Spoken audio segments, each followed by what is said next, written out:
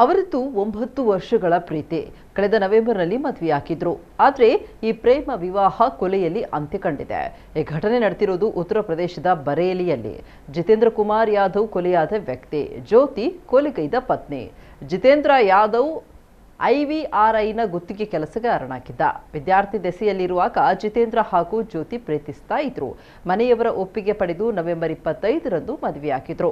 ಆದರೆ ಮದುವೆಯಾದ ಕೆಲವೇ ವಾರಗಳಲ್ಲಿ ಸಂಬಂಧ ಹದಗೆಡಲು ಆರಂಭಿಸಿದೆ. ಜ್ಯೋತಿಯ ಖಾತೆಯಿಂದ ಜಿತೇಂದ್ರ 20,000 ರೂಪಾಯಿ ಆನ್ಲೈನ್ ಜೂಜಾಟಕ್ಕೆ ಬಳಸಿ ಹಣ ಕಳ್ಕೊಂಡಿದ್ದ. ಈ ವಿಚಾರಕ್ಕೆ ಜಗಳ ಜೋರಾಗಿದೆ. ಈ ವೇಳೆ ಜ್ಯೋತಿ ತನ್ನ ತಂದೆ ಕಾಳಿಚರಣ್, ತಾಯಿ ಚಮೇಲಿ ಮತ್ತು ಸಹೋದರ ದೀಪಕ್ನನ್ನ ಮನೆಗೆ ಕರೆಸಿಕೊಂಡಿದ್ದಾಳೆ.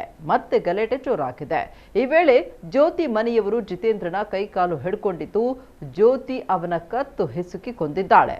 ಬಳಿಕ ಮನೆಯೊಳಗೆ ಶವಕ್ಕೆ ನೇಣು ಹಾಕಿ ಆತ್ಮಹತ್ಯೆ ಅಂತ ಬಿಂಬಿಸಲು ಮುಂದಾಗಿದ್ಲು. ಆದರೆ ತನಿಖೆ ವೇಳೆ ಆತ್ಮಹತ್ಯೆಯಲ್ಲ, ಕೊಲೆ ಎಂಬುದು ಸಾಬೀತಾಗಿದೆ. ಮತ್ತೊಂದೆಡೆ ಜ್ಯೋತಿ ಆಸ್ತಿಗಾಗಿ ಕೊಲೆಗೈದಿದ್ದಾಳೆ ಎಂಬ ಆರೋಪ ಕೇಳಿಬಂದಿದೆ. ಮದುವೆಯಾದಾಗಿನಿಂದ ಜ್ಯೋತಿ ಜಿತೇಂದ್ರ ಮೇಲೆ ಆತನ ಪೂರ್ವಜರ ಆಸ್ತಿಯನ್ನ ಮಾರಿ ತನ್ನ ಹೆಸರಿನಲ್ಲಿ ಮನೆ ಮತ್ತು ಕಾರು ಖರೀದಿಸುವಂತೆ ಒತ್ತಡ ಹೇರ್ತಾ ಇದ್ಲಂತೆ.